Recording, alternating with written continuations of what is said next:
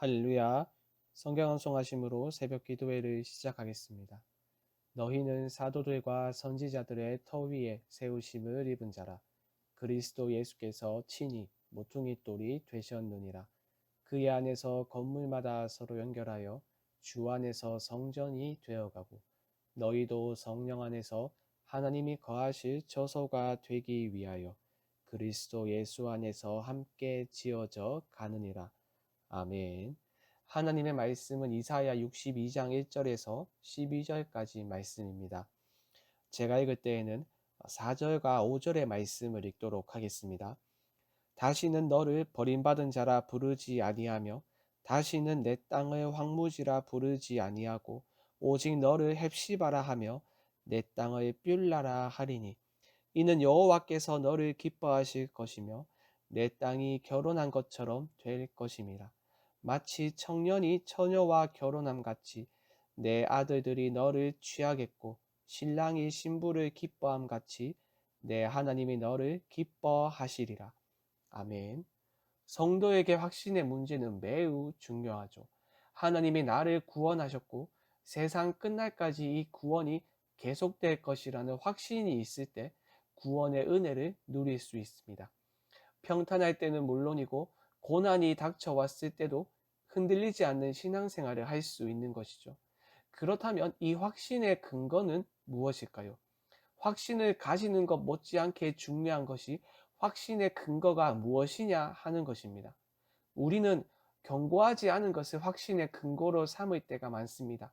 나의 선행이라든지 신앙의 경력을 포함하여 나의 어떠함의 근거를 둘 때가 있습니다. 하지만 성경이 말하는 확신의 근거는 하나님께 있습니다. 이 사실을 본문을 통해서 알 수 있는데요. 60장과 61장의 말씀은 이스라엘의 회복에 관한 내용이었습니다. 놀라운 것은 하나님께서 이 회복을 말씀하실 때 너무나도 생생하게 말씀을 하셨다는 것이죠. 특히 60장에서 미래에 있을 새 예루살렘을 묘사할 때 이미 성취된 사건처럼 매우 생생하게 묘사했습니다. 또한 어제 본문의 61장 10절과 11절에서도 마찬가지죠. 특히 11절에서는 땅이 싹을 내며 동산이 거기 뿌린 것을 움돋게 함같이 주 여호와께서 공의와 찬송을 모든 나라 앞에 솟아나게 하시리라 라고 말함으로써 이스라엘의 회복은 반드시 이루어질 것임을 말했습니다. 그렇다면 이런 의심이 들 수도 있겠죠. 어떻게 이것을 확신할 수 있단 말인가? 그 질문에 대해서 오늘 본문이 답합니다. 앞서 말씀드렸듯이 확신의 근거는 하나님께 있습니다. 본문은 이것을 두 가지로 설명하는데요. 첫 번째로 1절의 말씀을 보시죠. 나는 시온의 의가 빛같이 예루살렘의 구원이 횃불같이 나타나도록 시온을 위하여 잠잠하지 아니하며 예루살렘을 위하여 쉬지 아니할 것인즉. 하나님을 어떤 분으로 말하고 있습니까? 이스라엘이 회복될 때까지 잠잠하지 아니하며 쉬지 아니하시는 분으로 묘사하고 있는데 이것이 확신의 근거입니다. 하나님은 약속하신 것을 성취하시기 전까지 잠잠하지 아니하시고 쉬지 아니하시는 신실하신 하나님, 성실하신 하나님이십니다. 시편 121편의 시인은 이렇게 노래했었죠. 이스라엘을 지키시는 이는 졸지도 아니하시고 주무시지도 아니하시리로다. 이 얼마나 견고한 반석입니까? 확신의 근거가 우리에게 있거나 이 땅에 무엇에 있다면 흔들리기 쉽습니다. 그 이유가 무엇입니까? 견고하지 않기 때문이죠. 자신의 모습을 떠올려 보십시오. 얼마나 견고하지 못합니까? 하나님의 말씀에 순종하며 이웃을 사랑하며 그렇게 살아가는 경우가 있지만 그렇지 않을 때가 더 많죠. 하나님께 반역하며 이웃을 미워하며 살아갈 때가 더 많습니다. 또 우리가 살아가는 세상은 어떻습니까? 내가 믿고 의지하는 주변의 사람들, 내가 가지고 있는 어떤 것들, 어느 것 하나 견고한 것이 없습니다. 상황에 따라 변화하는 것들 뿐입니다. 이런 것들에 소망을 둔다면 확신은 흔들릴 수밖에 없습니다. 하지만 하나님은 어떻습니까? 비록 우리의 눈으로 볼 수도 없고 만질 수도 없지만 항상 그 자리에 계십니다. 자기 백성의 회복을 위해서 잠잠하지 아니하며 잠시라도 쉬지 아니하며 주무시지도 아니하시는 하나님이십니다. 신실하신 하나님, 성실하신 하나님이십니다. 하나님은 이 말씀을 듣는 이스라엘에게 확신을 주기 위하여 파수꾼을 세우시는데요. 6절과 7절의 말씀을 보시죠. 예루살렘이여, 내가 너의 성벽 위에 파수꾼을 세우고 그들로 하여금 주야로 계속 잠잠하지 않게 하였느니라. 너희 여호와로 기억하시게 하는 자들아, 너희는 쉬지 말며 또 여호와께서 예루살렘을 세워 세상에서 찬송을 받게 하시기까지 그로 쉬지 못하시게 하라. 지금 이스라엘은 절망의 상황에 있죠. 성전은 무너지고 약속의 땅은 이방인에 의해 더럽혀지고 자신들은 이방인의 땅에서 포로의 신분으로 살아가고 있습니다. 비참한 현실 앞에서 확신을 가지는 것 매우 어렵습니다. 그래서 하나님은 그들이 잘 알고 있는 제도를 사용하셔서 도우시는데요. 파수꾼입니다. 여기서 말하는 파수꾼이 무엇인지 정확히 알 수는 없지만 유추를 해볼 수 있는데요. 파수꾼이 하는 역할은 하나님께서 약속을 성취하시기 전까지 쉬지 않고 그 약속을 기억하실 수 있도록 돕는 역할을 하는 것인데요.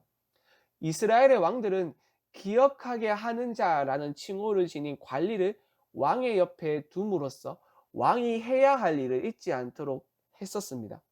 하나님이 세우신 파수꾼이 이러한 역할을 했던 것인데요. 그래서 학자들은 이 파수꾼을 천상의 궁정에서 관리로 임명된 천사라고 주장합니다. 기억하게 하는 자, 하나님께 필요 없죠. 그렇다면 하나님이 왜 파수꾼을 세우셨겠습니까? 자기 백성이 확신을 가질 수 있도록 돕기 위해서입니다. 현실은 막막하지만 하나님은 당신의 약속을 잊지 않고 반드시 성취하겠다는 의지를 보여주십니다. 참으로 자기 백성을 아끼고 배려하는 하나님의 섬세한 손길이 느껴지지 않습니까? 사랑하는 여러분, 회복과 구원의 확신을 가지되 그 근거를 신실하신 하나님, 성실하신 하나님께 두시길 바랍니다. 바울이 빌립보서 1장 6절의 말씀에서 이렇게 말했습니다. 너희 안에서 착한 일을 시작하신 이가 그리스도 예수의 날까지 이루실 줄을 우리는 확신하노라. 바울의 이 확신이 여러분의 확신이 되길 바랍니다. 마지막으로 하나님이 약속을 성취하실 때 어떤 결과가 일어날까요? 2절 하반절의 말씀을 보시죠.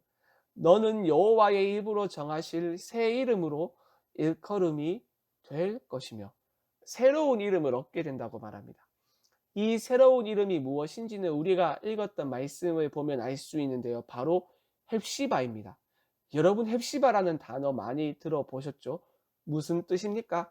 나의 기쁨이 그에게 있다라는 의미입니다. 이것이 당시 이스라엘과 우리에게 얼마나 큰 위로가 되는지 모릅니다. 절망에 빠져 있는 이스라엘에게 하나님이 우리를 버리셨다고 확신하고 있는 그들에게 하나님은 말씀하십니다. 나의 기쁨이 너에게 있다라고 말입니다. 그들 스스로 하나님과 우상을 함께 사랑하는 죄를 범하였음에도 불구하고 자기 백성을 끝까지 책임지시는 하나님은 그들을 포기하지 않고 회복시키심으로 내 기쁨이 너에게 있다고 말씀하십니다. 하나님이 우리를 버리셨다고 확신하는 이스라엘에게 이보다 더 큰 위로의 말씀은 없겠죠. 우리도 마찬가지로 절망의 상황에 놓이게 되는 경우가 많습니다. 그때 우리는 생각합니다. 하나님이 나를 버리신 것만 같다고, 나에게서 얼굴을 거두신 것만 같다고 말입니다. 하지만 여러분, 절망이 우리를 덮쳤을 그때가 하나님의 말씀을 들을 기회입니다. 낙심한 우리에게 하나님은 말씀하십니다.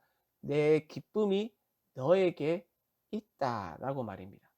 그러니 사랑하는 여러분, 절망의 상황 속에서 버림받은 자라는 확신이 들 때 신부를 향하여 속삭이는 하나님의 이 음성에 귀를 기울임으로써 하늘에서 임하는 참된 위로를 경험하시길 바랍니다.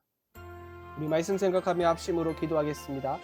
구원의 확신을 가지되 그 근거를 신실하신 하나님, 성실하신 하나님께 둘 수 있도록 붙들어 주시옵소서.